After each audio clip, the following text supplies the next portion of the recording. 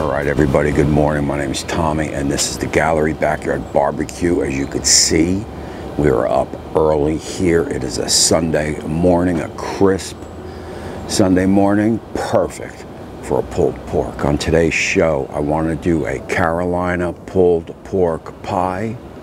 Oh yeah, you do not want to miss this. Look, the quick rundown, I cleaned up a little 7-pound pork shoulder.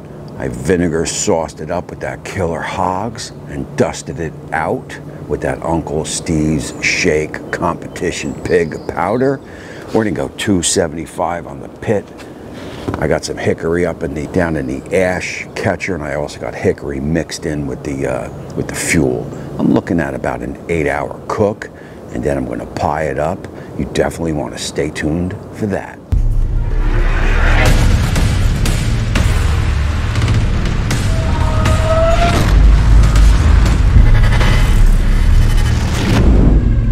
Alright, everybody, my name's Tommy, and this is the Gallery Backyard Barbecue, and I'm going to call it right now. Today's cook, today's show is going to be epic, so you're going to want to hit that subscribe button and ring that bell so you get notified on all my future uploads. Also, check out the information down below for my website. Also, I have a newsletter with bi-weekly prizes, and let's start the show.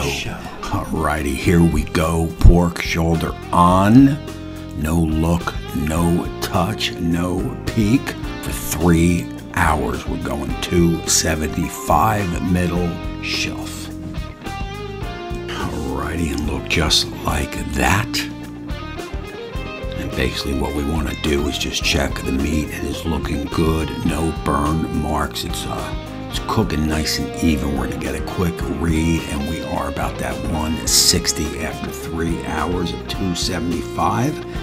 And now we're going to start basting it with that killer Hogs vinegar sauce.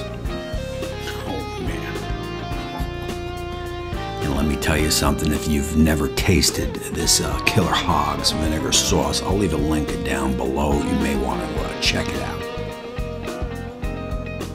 This is Carolina pulled pork pie, and I want to thank my buddy Joe over at Smokin' Joe's Pit BBQ for the recipe idea.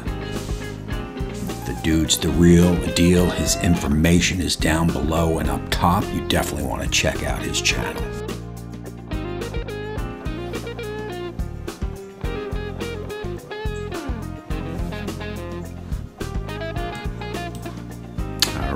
We are rolling along at the 4-hour mark, and I am digging the color. We are in the 170 range, and we'll hit it with some killer Hogs vinegar based sauce.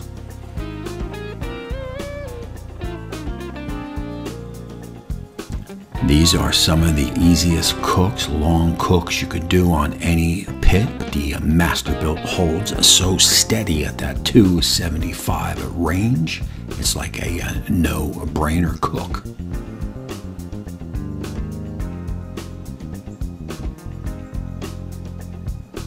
Look, and just like that, we're at the 4-hour mark, and you could see we're still in that that middle. Look like that 180. Look like we've seen a 180 range. Look at the juices coming out. Yeah. Look at the color. We'll hit it with some more mopping vinegar sauce. And again, look at those juices coming out. Look at the smoke coming off. Oh yeah. I mean, the smell coming off the pit is just wow, it's just unreal. I'm going to take a little peek underneath.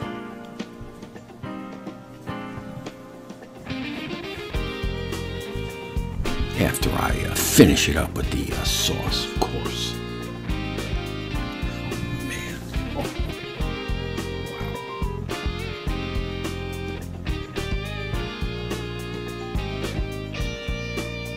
Wow. Oh. That's money right there. 100% money. We will see you at the 5-hour mark.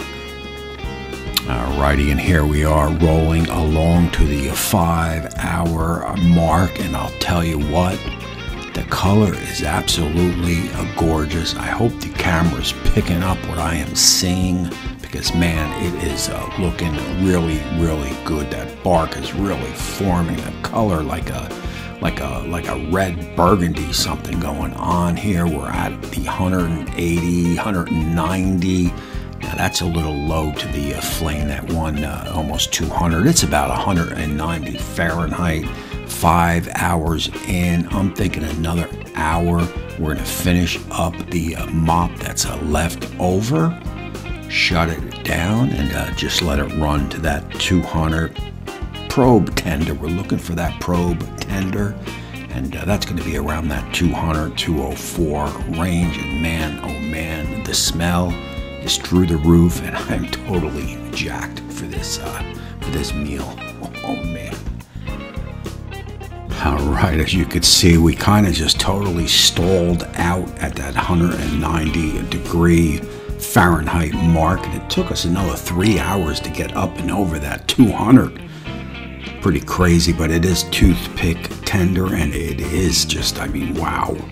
The bark on this sucker must be from the maybe the sugar content in the vinegar and the Killer Hogs vinegar, but man, oh man, I've never had bark like that. I mean, that is just that's just crazy.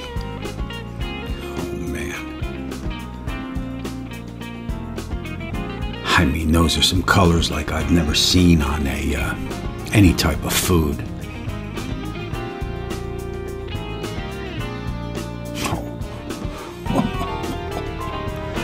Look at what we're going to do here. You know the deal, right? We're going to get it on the board. We're going to get it wrapped into some foil, and we're going to get it in the cooler. Now, look, you can rest this sucker for 30 minutes, 2-3 hours.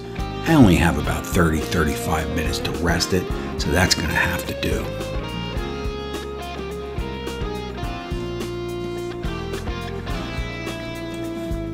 Oh, a little straggler for the pit master, I guess.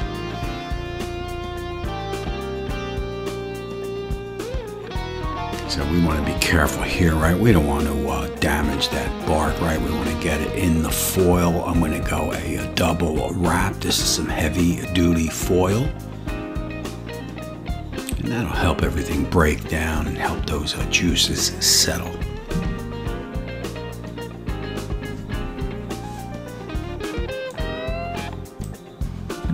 Oh yeah. No big deal here. Regular little Coleman cooler will do.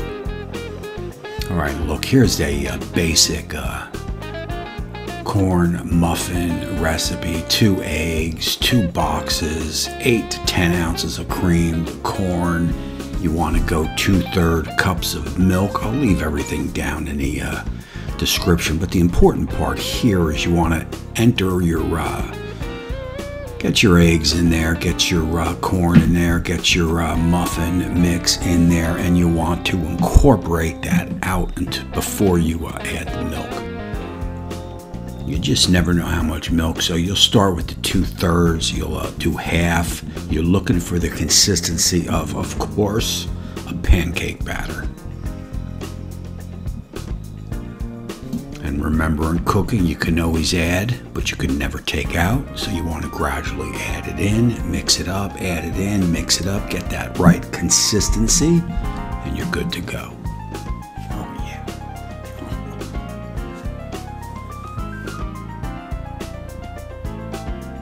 And no corn muffin should be made without the can of creamed corn. And look, I'm getting it in a, I think that's a 10 by 14 round, or a 14-inch round, I should say, Chicago pizza pan. And you could use your regular 9 by 13 or wherever you got laying around. The pit is at 400 Fahrenheit, and we're going to go for 20 minutes.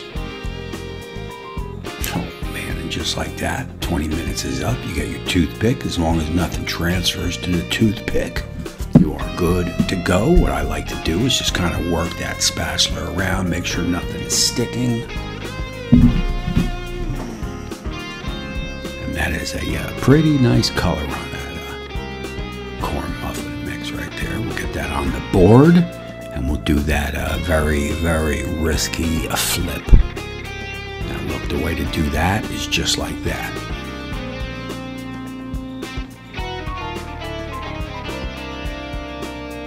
That's the old baker's trick, of course. Couple of taps, cross your fingers, and check it in. Oh.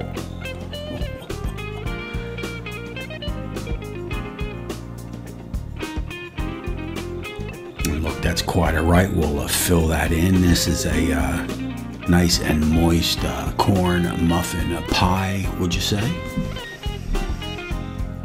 After all, we are making a pulled pork pizza pie, right? So what you want to do here is get your pulled pork out. Again, we did it about 30-35 minutes. Look at that bark. I mean, wow. Oh, man.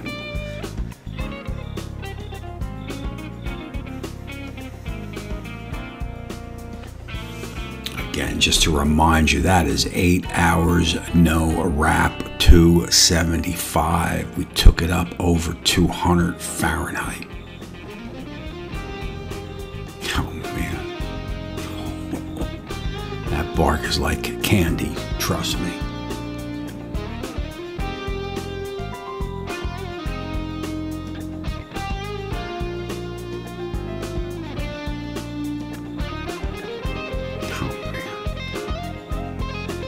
You know the bone's coming out clean. Look, so what you want to do here is you just want to get that broken up, because we are going to make ourselves a pie.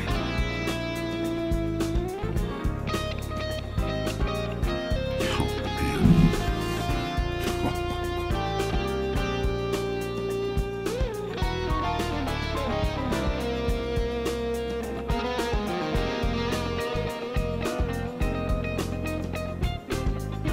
Also, you want to pick through some of it. If you see some kind of slimy fat, you just want to toss that.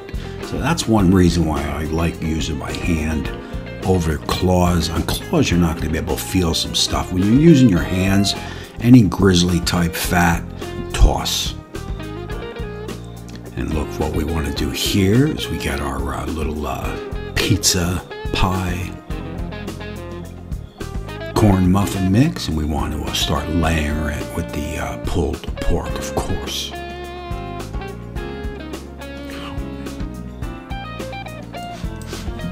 Alrighty, look, we're going to take this in live for a taste test.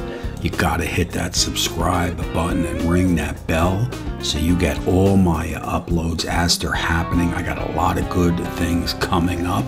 Definitely want to check out my webpage. Definitely want to check out the newsletter, as we do giveaways in there bi-weekly. There it is on the screen. Let's take this in live. Look, that is it. I mean, wow. About 8 hours on the pork. You'll get the rundown on the video. The cornbread piled on with the pulled pork. That bark was friggin' through the roof. Got a little of that vinegar sauce on there. You could do a touch of BBQ sauce if you'd like. The only thing for me to do now, slice it and give it a taste. I mean, I feel like I can almost get a pizza cutter, right, to slice this. We took the pork right up to that 202, 203 range.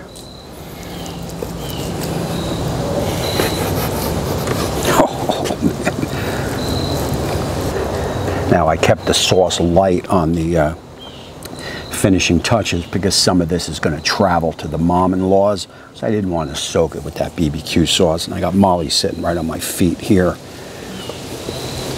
Oh, man.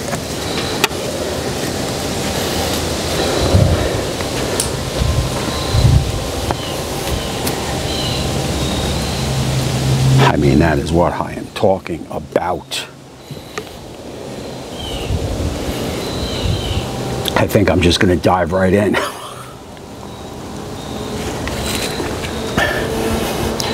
I mean, look, there's not even no reason to even try and talk this up. If you like cornbread, you like pulled pork, I mean, oh man, through the roof in flavor. The cornbread is nice and moist with that can of corn that we put in there. I mean, even the acorns are loving it. This is a must make. I mean, you got to make this. I mean, you make pulled pork, you make it Carolina, you make it Texas. Hey, throw it on some cornbread and have yourself a party. Oh man. I'm gonna go one more because then I gotta go in and feed the fam. Through the roof in flavor. And also a quick shout out in this competition, pig powder. This is top of the line. It's stuffed. This whole meal is top of the line. And look, if you like this Masterbuilt cook, I'm gonna drop a couple more here and here. You check those out, and I will see you soon.